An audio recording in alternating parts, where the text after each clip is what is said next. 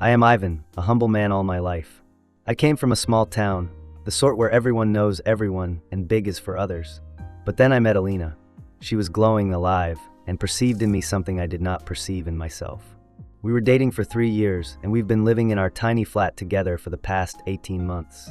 Alina is everything I could have ever wanted, loving, witty, and completely helpful. She can completely transform a room upon entering it, and I'm always left to wonder how I got in the way. I've been planning to propose to her for months. I've envisioned everything, the ring, the setting, the words I'd whisper to ask her to be my wife. It was a cliché, but life always gets you when you least expect it. The quarantine ban was lifted in our region a few weeks ago. As usual, we'd been trapped for years, and we couldn't wait to escape and return to reality. So one Friday night, we decided to check out a local bar. It was one of our favorite spots, slightly shabby but awesome music and an even better vibe. The space was crowded, the buzz electric. People were laughing, dancing, and partying for the first time in months. Alina and I took a seat near the bar, ordered drinks, and settled in for the night. We discussed everything and nothing, as usual, and for a moment the world seemed to have come back to its proper place.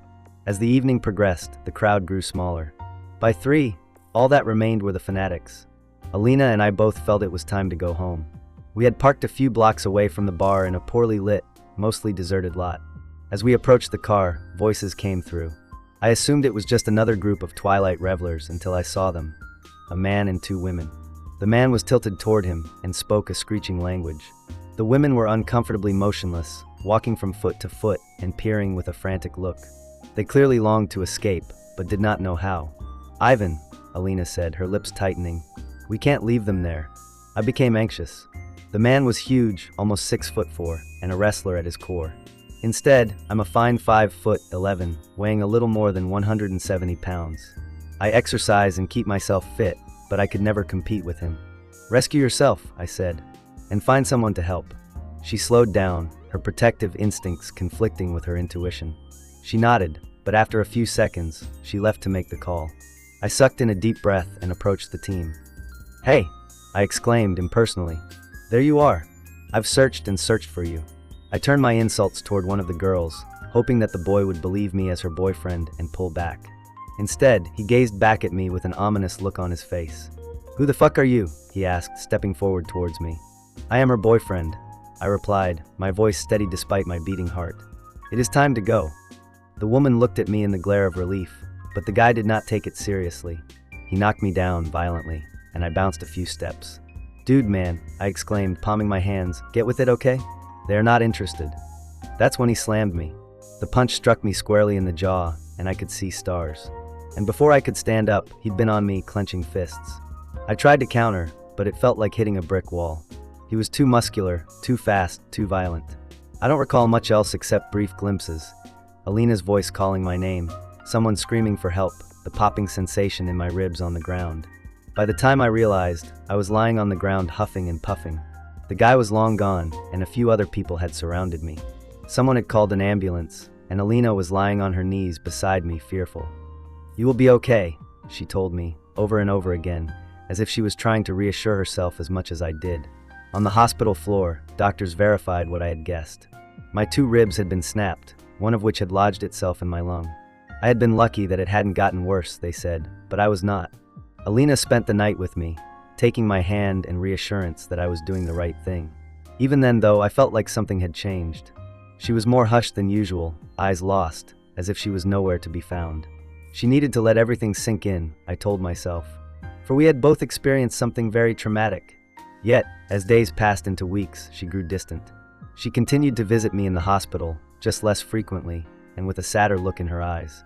And then one night, she revealed the truth. "Ivan," she said wistfully, "I don't know whether I'm safe with you anymore." I felt the weight of those words slam down my throat. I tried to defend myself, to tell her I had tried everything, but her expression prevented me. She wasn't accusing me, she was simply being truthful. That evening, she took a backpack and stayed with her parents. And I was left to my own devices, healing from my wounds and trying to wrap my head around what had happened. The first few days following Alina's departure were especially difficult. The apartment was more empty than it had ever been. Every detail of her had reminded me of her books left on the coffee table, the sieve of her favorite perfume in the air, the puzzle we had started in advance that evening in the bar. I fought to stay strong and keep saying she needed to wait, but it was hard not to feel her absence. Dmitri, my brother, stepped in. He carried a suitcase and took his wife and children to stay with me because I needed someone. Dmitri was never a father figure, and as much as I hated taking him away from his life, I was thankful for him. He took care of all my cooking, washing, and even overseeing the practicalities of my recovery. During the quieter hours, however, the burden of everything would weigh down. I replayed that night over and over in my head, trying to imagine what I would have done differently. Maybe if I had handled things differently, Alina would not have become so distant. Maybe had I not gotten hurt, she would still be alive. But deep down, I understood it wasn't the parking lot. Something more was going on, which I could not identify. As I kept hearing Alina's words, "I'm no longer safe around you," it was a feeling I did not quite comprehend, and it tore me apart. It took 2 weeks before she heard anything. I had messaged her a couple of times to say hello, but she had returned my messages so late. "I'm fine, Ivan," she would say. "I just need a little more time." I didn't want to interfere with her, but it was gnawing me not knowing what she was saying or feeling. By the time Dmitri left, I'd managed to tell myself I could survive being alone. My physical wounds were healing, albeit slow and painful.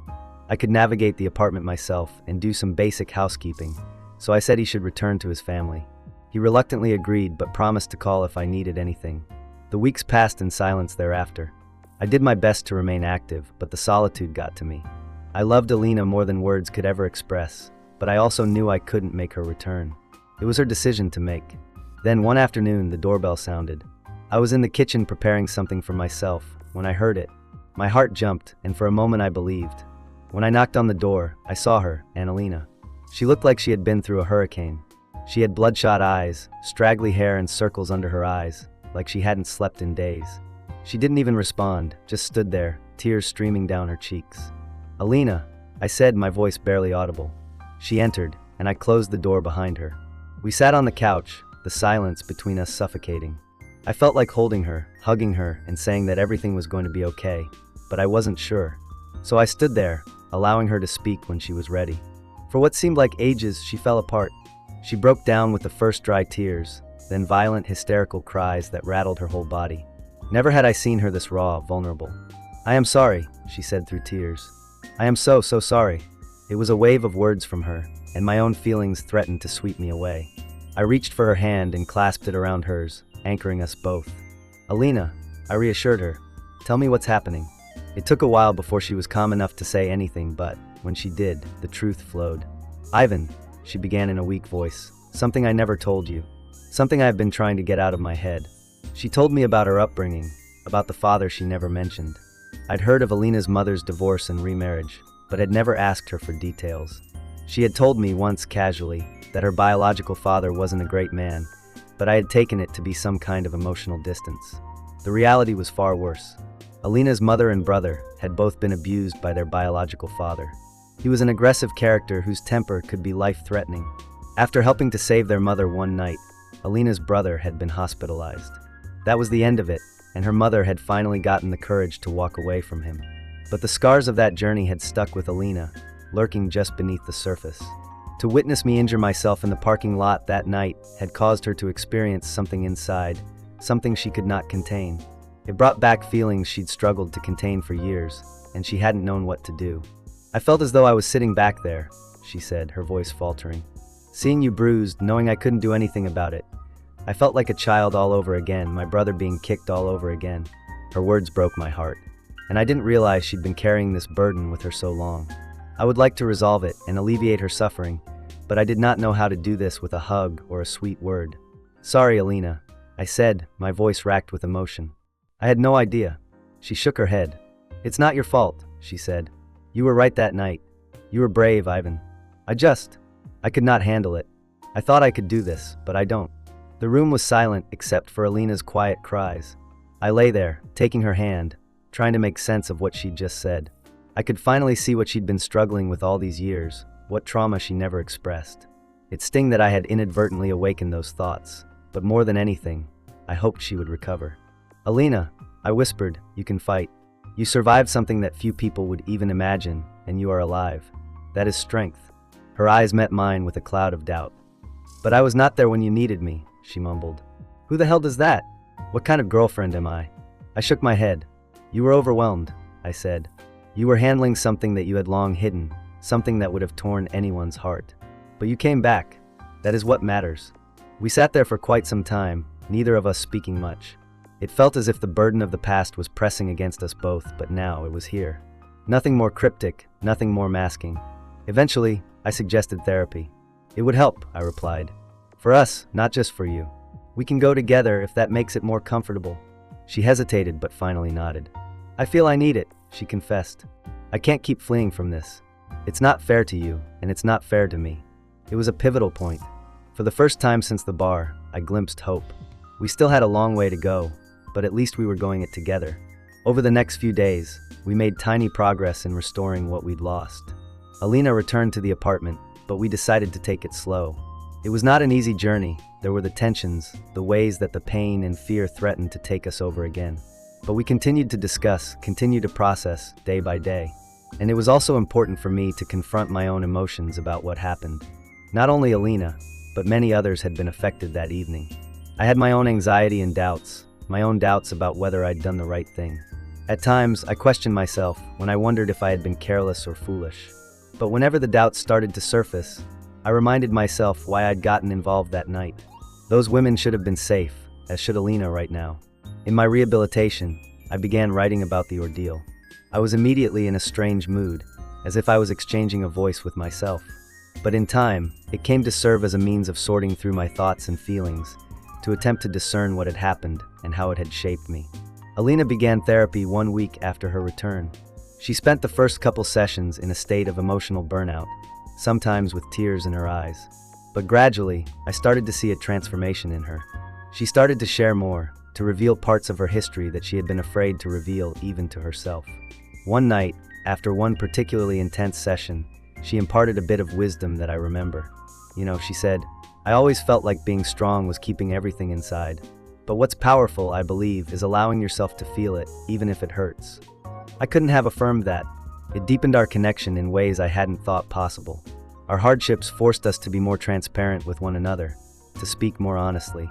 We learned to rely on each other, to be vulnerable in ways that we hadn't before.